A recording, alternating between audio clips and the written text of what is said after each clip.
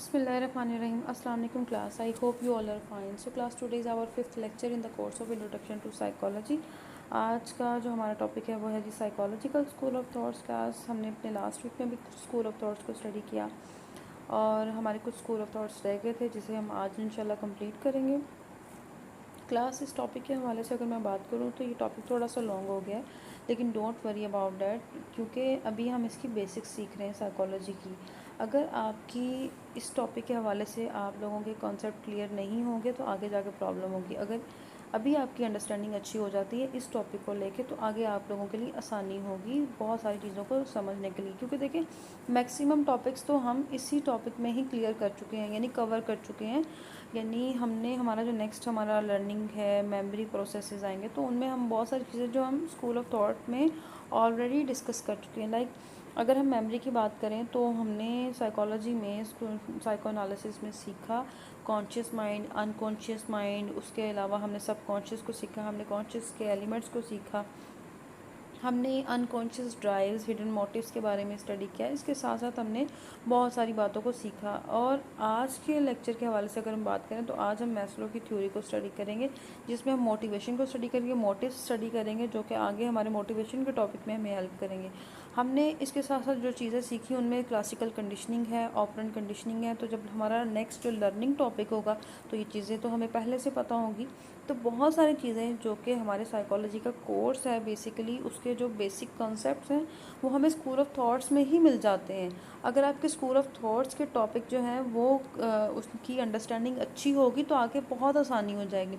अगर ये टॉपिक आपके अच्छे नहीं अंडरस्टैंड, आप लोगों को अच्छे से अंडरस्टैंड नहीं होंगे, फिर आगे जाकर प्रॉब्लम होगी। आपको नहीं समझ आएगी कि ये फ़लान टाइम पे क्या हुआ था, फ़लान थिंकर ने। जैसे ही आप क्या करोगे, नेक्स्ट टॉपिक को स्टडी करोगे, उसमें कोई भी रेलिवेंट मटेरियल आप पढ़ोगे तो आपको फ़ौरन से आइडिया हो जाएगा कि हाँ ये फ़लाँ स्कूल ऑफ थॉट की बात है, हाँ ये फ़लाँ थिंकर की बात है। तो इस हवाले से मैं कहना चाहूँगी कि आप लोगों की अंडरस्टैंडिंग होना बहुत ज़रूरी है इस टॉपिक को लेके, इसलिए इस पर ज़्यादा हम फोकस कर रहे हैं। और थोड़ा टाइम भी हो गया, लेकिन आज ये इंशाल्लाह ख़त्म हो जाएगा। अच्छा क्लास, आज का जो टॉपिक है हमारा वो भी बहुत इंटरेस्टिंग स्कूल ऑफ थॉट है। लेकिन उससे पहले जो है हम अपने प्रीवियस लेक्चर को रिवाइज़ कर लेते हैं, ताकि अगर किसी ने पिछली वीडियो नहीं देखी तो उनके लिए आसानी हो जाए। क्लास हमने चूँकि स्कूल ऑफ थॉट्स को स्टडी करें, हमने स्ट्रक्चरलिज्म को पढ़ा, फंक्शनलिज्म को पढ़ा, बिहेवियरिज्म को पढ़ा। वन बाय वन इसकी क्विक रिवीजन करते हैं। स्ट्रक्चरलिज्म के बारे में अगर हम बात करें तो विलियम वॉन्ट, जिन्होंने जर्मनी में लिप्जिंग के मकाम पर एक लैब बनाई थी, तो उसके बाद इनके जो स्टूडेंट थे एडवर्ड टिचनर, उन्होंने इनसे यहाँ से जर्मनी से मूव करके कहाँ चले गए, वो यूएसए चले गए। वहाँ पे उन्होंने यूएसए में कॉर्नेल यूनिवर्सिटी में सबसे पहला स्कूल ऑफ थॉट बनाया। यानी आइडिया तो विलियम वॉन्ट का था स्ट्रक्चरलिज्म का, यानी माइंड के स्ट्रक्चर पे बात करो, यही साइकोलॉजी का पर्पस ऑफ स्टडी होगा। लेकिन इन प्रॉपरली जो स्कूल ऑफ थॉट का जो क्रेडिट जाता है वो एडवर्ड टिचनर को जाता है, जो कि इन्हीं के स्टूडेंट थे। तो इनमें हमने स्ट्रक्चरलिज्म में जो चीज़ें हमने डिस्कस की कि इसमें माइंड के स्ट्रक्चर के हवाले से बात होगी, बाकी चीज़ों के हवाले से बात नहीं होगी। यानी माइंड के कॉन्शियस माइंड के 3 एलिमेंट्स को हमने डिवाइड किया, ठीक है। उसमें हमने इमेजेस, फीलिंग को और फिजिकल सेंसेशन के हवाले से बात की। उसके बाद जो इसके काउंटर में जो थ्योरी आई थी वो आई थी जी फंक्शनलिज्म। उन्होंने कहा कि नहीं, हमने माइंड के स्ट्रक्चर पे बात नहीं करनी। ये पेपर मुख्तसर सवाल में बहुत ज़्यादा आता है, ये अक्सर आता है कि स्ट्रक्चरलिज्म और फंक्शनलिज्म में डिफरेंस बयान करें। तो इस हवाले से अगर हम बात करें तो फंक्शनलिज्म में उन्होंने कहा कि नहीं, विलियम जेम्स, जो कि जिनकी हम इमोशंस की बड़ी जो है इंटरेस्टिंग थ्योरी पढ़ेंगे, इस हवाले से अगर हम बात करें तो विलियम जेम्स ने कहा कि हमें ना माइंड के फंक्शंस के बारे में बात करनी चाहिए, माइंड की फंक्शनिंग के हवाले से बात करनी। मिसाल के तौर पे अगर देखें, एक पानी की बोतल अगर आपके सामने पड़ी हुई है तो पानी की बोतल में क्या है, पानी डाल के आप उसको पी रहे हो, तो ये क्या है, बोतल का फंक्शन है, ठीक है। तो किसी भी चीज़ की जो फंक्शनिंग के हवाले से हम बात करेंगे ना, तो वो माइंड के अगर हम फंक्शन के हवाले से बात करेंगे तो हम उसको चेक करेंगे कॉन्शियस, अनकॉन्शियस, सबकॉन्शियस किस तरह से काम कर रहा है। उसमें उसने ये भी कहा कि हैबिट्स कुछ नहीं होते, सब सिर्फ हमारे माइंड के एलिमेंट्स होते हैं। तो ये सब तमाम चीज़ें बेसिकली, लेकिन इन दोनों को जो क्रिटिसाइज़ किया गया वो क्यों किया गया, क्योंकि इन दोनों ने कॉन्शियस माइंड के हवाले से बात की थी। आगे देख लेते हैं बिहेवियरिज्म के हवाले से बात करें तो इन्होंने जेबी वॉटसन के हवाले से, जो कि हमने लास्ट हमारा बड़ा इंटरेस्टिंग टॉपिक रहा है, पेवलो ने जो कि डॉग पे एक्सपेरिमेंट किया था क्लासिकल कंडीशनिंग, उसने कहा कि हम कंडीशनिंग के मेथड के ज़रिए किसी को भी सिखा सकते हैं।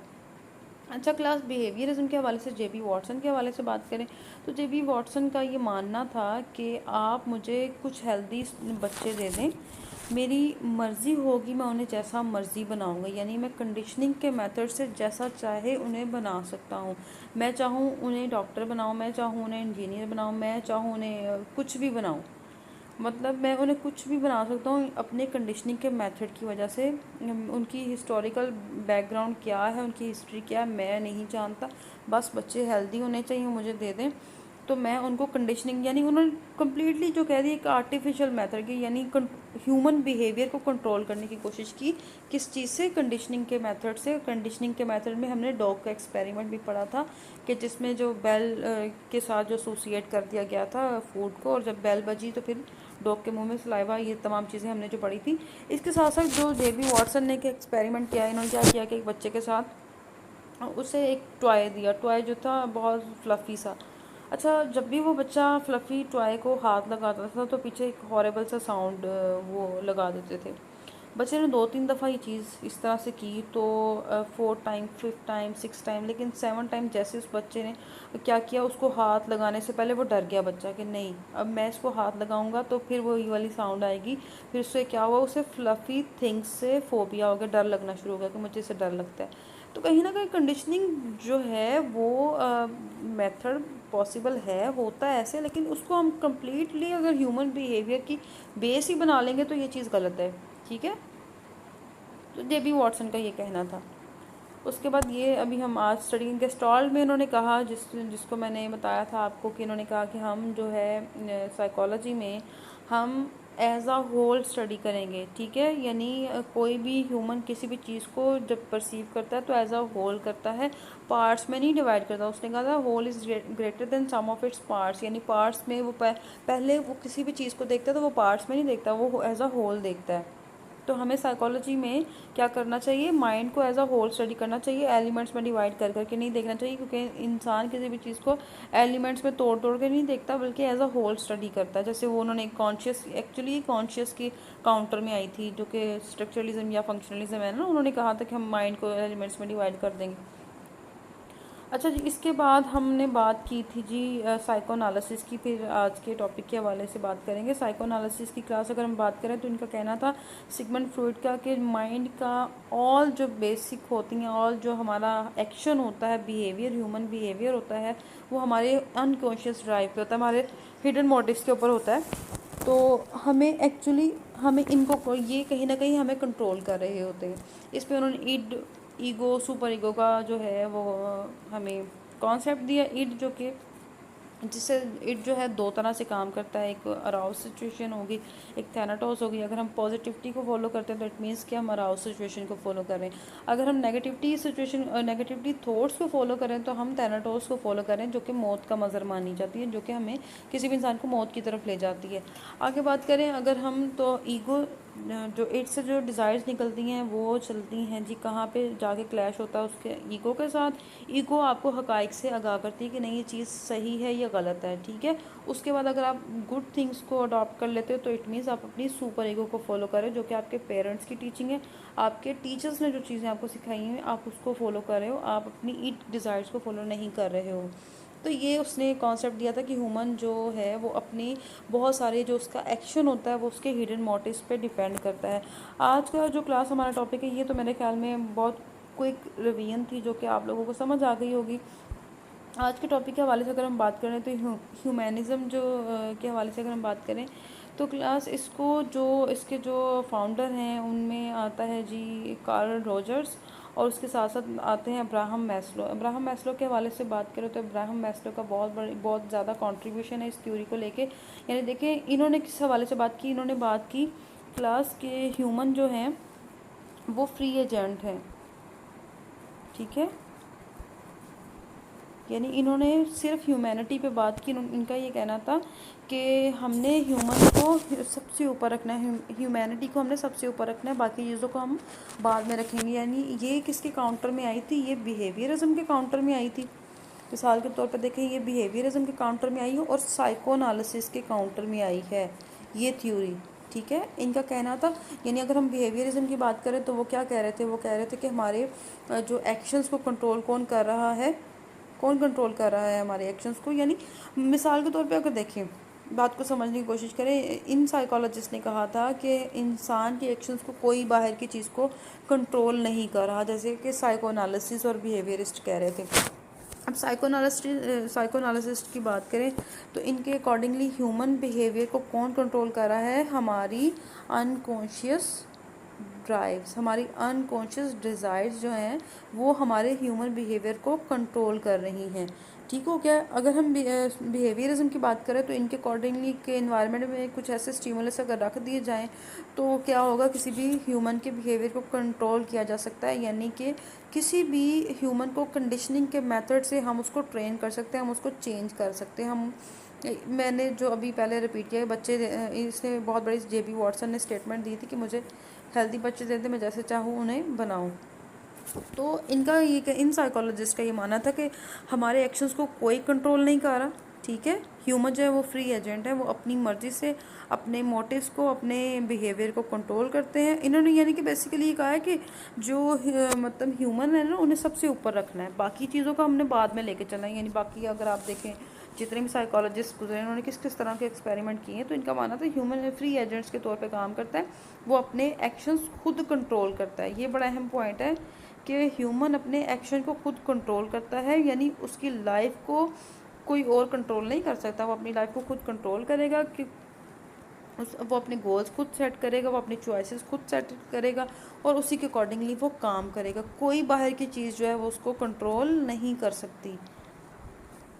इसके हवाले से अगर हम बात करें, इसके पर्पज़ ऑफ स्टडी के हवाले से हम बात करें तो इसका पर्पज़ ऑफ स्टडी जो है उन्होंने ज़्यादातर इंडिविजुअल के बिहेवियर पे फोकस किया था। कि उनका कहना था कि इंसान जो है कोई सोफिस्टिकेटेड मशीन नहीं है जिसको कोई बाहर की फोर्सेस जो है वो कंट्रोल कर रही हैं, या वो कोई विक्टिम नहीं है जिसको ईगो और सुपर ईगो कंट्रोल कर रही हैं। ऐसा नहीं है बिल्कुल भी। इंसान जो है फ्री एजेंट है, उसकी चॉइसेस अपनी है, वो अपनी चॉइसेस के अकॉर्डिंगली काम कर रहा है। ह्यूमनिज़म की बात करें तो ह्यूमनिज़म में जो सबसे इम्पोर्टेंट जो थ्योरी जिनकी हमारे सामने आती है वो आती है अब्राहम मैस्लो की। ये जो थ्योरी हम स्टडी करने जा रहे हैं बहुत इंटरेस्टिंग थ्योरी है। ये आपको आगे मोटिवेशन में भी हेल्प करेगी जैसे आप मोटिवेशन टॉपिक पढ़ोगे। जैसे कि मैंने आपको लेक्चर के स्टार्ट में बताया था कि बहुत सारे टॉपिक जो हैं हमारे नेक्स्ट जो हमारे कंटेंट्स में है, कोर्स के कंटेंट्स में जो हमारे टॉपिक्स हैं वो हमारे स्कूल ऑफ थॉट्स में ही कवर हो रहे हैं। तो इनमें जो अब्राहम मैस्लो की जो हिरार्की जो थ्योरी है बड़ी इंपॉर्टेंट थ्योरी है। सवाल ये पैदा होता है कि हिरार्की का मतलब क्या होता है। एक्चुअली हिरार्की का मतलब होता है सीक्वेंस या ऑर्डर, यानी कोई फ्रॉम यानी human basic needs to higher needs. ये साथ साथ आप लोग नोट कर लीजिएगा। अच्छा, इनका क्या कहना था अब्राहम मैस्लो का, क्योंकि ह्यूमन बीइंग जो हैं वो उनके कोई इमोशंस को कोई बाहर वाली चीज़ें कंट्रोल नहीं कर रही, इन्वायरमेंट कंट्रोल नहीं कर रहा, कोई और कंट्रोल नहीं कर रहा, वो अपने इमोशंस को, अपने बिहेवियर को खुद कंट्रोल कर सकते हैं। वो सबसे पहले अपने गोल्स को सेट करते हैं कि हमें पहले क्या चीज़ चाहिए, हमारे नीड क्या है, हमारी फ़र्स्ट नीड क्या है, उसके अकॉर्डिंगली वो एक्शन करते हैं। फिर उसके बाद सेकंड नीड क्या है, उसके अकॉर्डिंगली वो एक्शन करते हैं। फिर आहिस्ता आहिस्ता बेसिक नीड्स की से वो हायर नीड की तरफ जाते हैं। तो this is called hierarchy needs. ठीक है, यानी बेसिक से कहाँ जाना है, हमने जाना है हायर नीड की तरफ। तो इसमें इस हवाले से उन्होंने जो है इसकी 5 नीड्स को एक्सप्लेन किया हुआ है। 5 नीड्स जो कि ह्यूमन की बेसिक नीड्स हैं। बहुत इंपॉर्टेंट जो है ये टॉपिक है हमारा, ये अक्सर सवाल आता होता है। इसको मैं थोड़ा क्रीप करके आपको दिखा देती हूँ।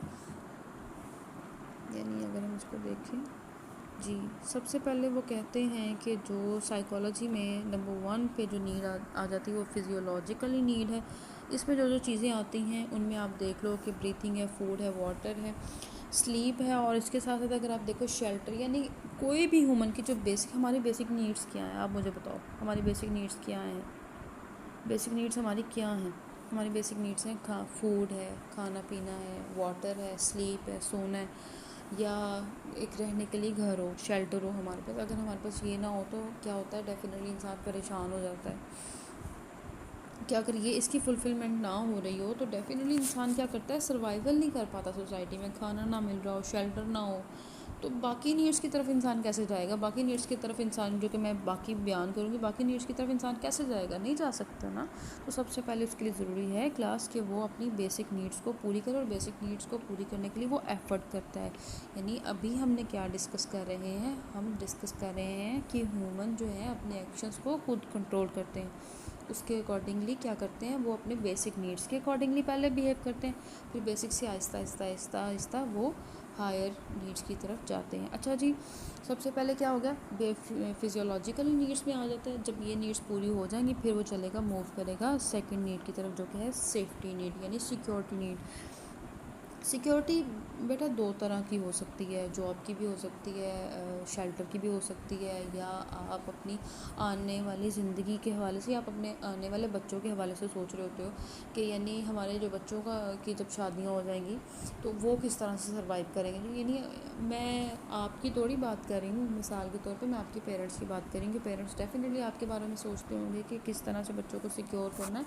तो अगर मैं गर्ल्स की बात करूँ तो गर्ल्स ने ये अपने घरों में ऑब्ज़र्व किया होगा कि वो मदर्स की कोशिश होती है कि गोल्ड्स बना लिया जाए, सेव कर ली जाए, या कुछ सेविंग कर ली जाए। ज़्यादातर मदर्स की कोशिश ही यही होती है कि अपनी बेटियों के लिए कुछ ना कुछ जो है वो बना के रखा जाए। तो बेसिकली क्या हो रहा होता है कि वो अपने बच्चों के लिए की सिक्योरिटी देख रहे होते हैं कि कहीं ना कहीं सेफ्टी हम इनके लिए रख जाएं। और इसके बाद अगर हम फादर की बात करें तो फादर के हवाले से अगर मैं बॉयज़ की बात करूं तो आप लोगों ने ये चीज़ नोटिस की होगी कि फादर्स को ज़्यादा होता है कि प्रॉपर्टीज़ को ख़रीद लिया जाए और उन्हें ज़्यादा से ज़्यादा सेव किया जाए, ताकि आने वाला जो हमारा नेक्स्ट टाइम है वो हमारा अच्छे से गुजर जाए, हमारे बच्चों का अच्छे से गुजर जाए। आपने ये भी नोटिस किया होगा कि पेरेंट्स अपने लिए तो कुछ नहीं करते, बच्चों के लिए सेव कर रहे होते हैं कि बच्चे हमारे बच्चों के लिए काम आएगा, ये भी चीज़ हमारे बच्चों के लिए काम आएगी। तो कभी सोचा कि फादर इतनी मेहनत करके उसके बाद इतना सब कुछ जो है जमा कर करके रख रहे होते हैं अपने बच्चों के लिए, बेसिकली अपने बच्चों की सिक्योरिटी के लिए रख रहे होते हैं, बच्चों की सेफ्टी के लिए रख रहे होते हैं, कि ताकि नेक्स्ट टाइम में आने वाली ज़िंदगी में उन्हें कोई प्रॉब्लम ना हो। अच्छा, अगर हम बात करें इस चीज़ के हवाले से तो देखिए, जब तक आपकी बेसिक नीड्स पूरी नहीं होंगी आप सिक्योरिटी नीड की तरफ नहीं जाओगे। आपकी पहली तरजीह ही क्या होगी? आपकी पहली तरजीह होगी किसी तरह से हमारी बेसिक नीड्स पूरी नहीं, नींद पूरी हो जाए, खाना मिल जाए, शेल्टर मिल जाए, फिर आप सिक्योरिटी की तरफ जाओगे। जब सिक्योरिटी नीड्स पूरी हो जाएंगी फिर उसके बाद आप चलोगे जी जो है उसके बाद आप चलोगे लव एंड बिलोंगिंग की तरफ चलोगे। यानी इसमें क्या होता है कि यानी फ्रेंडशिप, फैमिली, इसके साथ साथ आप सोचते हो कि यानी मिसाल के तौर पे अगर हमें देखा जाए तो जिस ग्रुप में इंसान रह रहा होता है, इंसान की ख्वाहिश होती है कि लोग उसको एक्सेप्ट करें। चाहे वो फैमिली ग्रुप की बात कर लें आप लोग, कि अगर आप फैमिली में रह रहे हो तो आप चाहते हो कि आपके सिबलिंग्स आपकी केयर करें, आपका ख्याल रखें। यानी इंसान ही कोशिश करता है, ये सोचता है कि नहीं, मेरा होना ना होना किसी के लिए फ़र्क पड़े, उसको मेरे होने ना होने से किसी को फ़र्क पड़े। यानी पहली दो नीड्स पूरी होगी, थर्ड नीड इंसान की ये होती है, इंसान चाहता है कि नहीं भी अब जो है इंसान आगे बढ़े ज़िंदगी में, और कोशिश करता है कि हाँ कि उसकी केयर की जाए, फैमिली में लोग उसकी केयर करें। आगे देख लेते हैं आगे कौन सी नीड है हमारी आ जाती है। आगे हमारी सेल्फ इस्टीम की नीड आ जाती है। इसमें आ जाता है कि एक तो कॉन्फिडेंस है, अचीवमेंट है, respect of others and respect by others. यानी पूरी कोशिश होती है उसकी, यानी उसको सोशल अप्रूवल मिल जाए, यानी हर जगह उसकी लोग इज़्ज़त करें, उसको कॉम्पिटेंट मानें, उसकी इज़्ज़त करें। बहुत सारे लोग, बल्कि बहुत सारे क्या लोग, सभी लोग यही चाहते हैं कि उनकी सोसाइटी में लोग इज़्ज़त करें। तो इसके लिए मैं ना कल एक साइकोलॉजिस्ट की एक वीडियो देख रही थी, मुझे बहुत अच्छी लगी, सो मैं आप लोगों से शेयर करना चाहूँगी। देखिए, साइकोलॉजिस्ट के अकॉर्डिंगली कि हर इंसान चाहता है कि उसकी इज़्ज़त हो, और बिल्कुल ट्रू लोग उसकी इज़्ज़त करें, ये ना करें कि फ़ेक इज़्ज़त कर रहे हो। तो उसकी बहुत सारी वजूहात आ सकती हैं। मिसाल के तौर पे अगर आप देखें, अगर आप चाहते हैं कि लोग आपकी इज़्ज़त करें तो फिर आपको चंद बातों को फॉलो करना होगा। मिसाल के तौर पे आपको जो है अपनी मॉरल वैल्यूज़ को स्ट्रॉन्ग बनाना होगा। लोग आपकी इज़्ज़त करेंगे, वो आपके दिल से इज़्ज़त करेंगे। आप अपना इखलाक अच्छा कर लो, ठीक है, लोग आपकी इज़्ज़त करेंगे। थर्ड चीज़ आ जाती है, आप किसी के बैक बाइटिंग मत करो। अगर आप बैक बाइटिंग करोगे, ठीक है, और वही बात किसी और को पता चल जाती है आपकी, तो उसकी नज़र में डेफिनेटली आपके लिए इज़्ज़त नहीं होगी कि ये बंदा जो है, ये बंदी बहुत ज़्यादा बैक बाइटिंग करती है। अगर आपको किसी की कोई बात बुरी लगती है तो आई मस्ट से कि आप उसके जाके मुंह पे कहो। अगर आपको मुंह पे कहने की हिम्मत नहीं है तो उसके पीछे बात मत करो। ये चीज़ें जो होती है छोटी छोटी, ये आपकी इज़्ज़त में कमी का बायस बनती है। दूसरी चीज़ आती है बार बार एक्सप्लेनेशन जो होती है ना किसी भी चीज़ की, वो मत दो। और एक और जो साइकोलॉजिस्ट के अकॉर्डिंगली कि इंसान को चाहिए कि अपना एक भरम बनाए रखे, हर चीज़ को ओपनली किसी के सामने जो है ना कर देना। वो भी क्या होता है कि लोगों में इज़्ज़त में जो होता है ना, लोग एक भरम जो इंसान का टूट जाता है ना, फिर लोग उस इंसान की इज़्ज़त नहीं करते। तो ये चंद बातें जो कि मैंने कल एक वीडियो में देखी थी साइकोलॉजिस्ट के हवाले से, अगर आप लोग चाहोगे कहोगे तो मैं उसका आपको बता भी दूँगी लिंक भी प्रॉपरली। खैर इस हवाले से अगर हम बात करें तो वो चाहता है कि उसकी जो है इज़्ज़त हो। नंबर 5 जो लास्ट है वो है जी सेल्फ़ एक्चुअलाइजेशन। अगर हम इसको उर्दू में देखें तो ज़ात की तकमील भी कह सकते हैं, यानी कि जो वो चाहता है या वो what he can be he must be, यानी वो जो बनना चाहता है वो बन जाए, या जो वो बना हुआ है उसमें परफेक्शन आ जाए। मिसाल के तौर पे अगर आप क्रिकेटर हैं तो आप अच्छे से क्रिकेट खेलना शुरू कर दो। अगर आप वो एक टीचर हो, एक अच्छे से लेक्चर देना शुरू कर दो, आपका एक रुतबा हो जाए सोसाइटी में।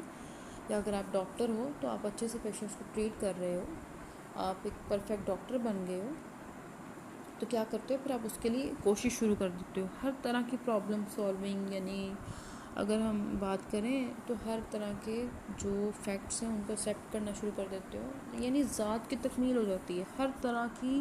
यानी हर नीड पूरी है, बेस फिजियोलॉजिकली नीड पूरी है, आपकी सेफ्टी नीड पूरी है, आपकी बिलोंगिंग्स की जो बिलोंगिंग की जो नीड है वो पूरी है, स्टीम की नीड पूरी है। इसके साथ साथ सेल्फ एक्चुअलाइजेशन, यानी अब जाके ज़ात की तकमील होगी।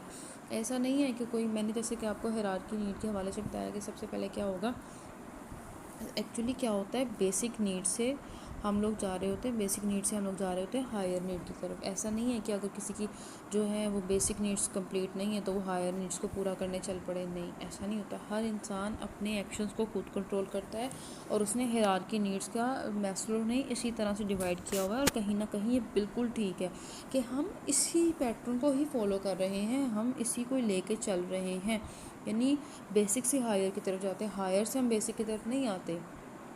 हम पहले अपनी कोशिश करते हैं हमारी बेसिक नीड्स पूरी हों, फिर सिक्योरिटी नीड कि अब हमारे पास पैसे भी जमा हो गए, सेविंग्स भी हो गई हैं, हमारे पास बहुत सारी चीज़ें।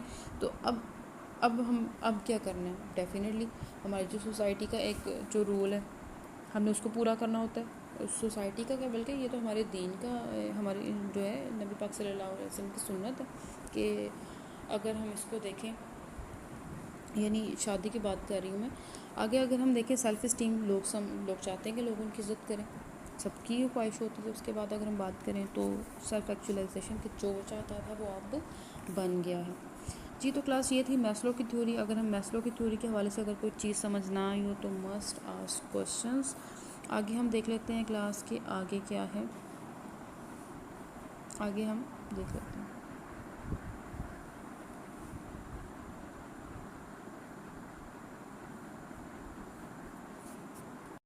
जी क्लास आगे हम बात करेंगे इनके हवाले से, जो इनका जो रिसर्च मेथड था वो कौन सा था। बेसिकली इन्होंने बहुत पॉजिटिव रिसर्च और मेथडोलॉजीज़ जो हैं वो इंट्रोड्यूस करवाई थी। मिसाल के तौर पे इन्होंने जैसे पहले जितने भी साइकोलॉजिस्ट गुजरे हैं उन्होंने क्या किया, उन्होंने जस्ट एबनॉर्मल से जो है नॉर्मल की तरफ आने के लिए कोई ना कोई सजेशंस दी, या किसी ने तो बहुत ही ज़्यादा ह्यूमन बिहेवियर को कंट्रोल करने की कोशिश की। लेकिन इनका जो कहना था, इन्होंने ह्यूमन को सबसे ऊपर रखा और इनका कहना था कि जो है ह्यूमन जो है वो अपनी मर्ज़ी से जो चाहे वो कर सकता है, वो अपनी नीड्स को खुद डिसाइड करता है, अपने एक्शंस को खुद डिसाइड करता है।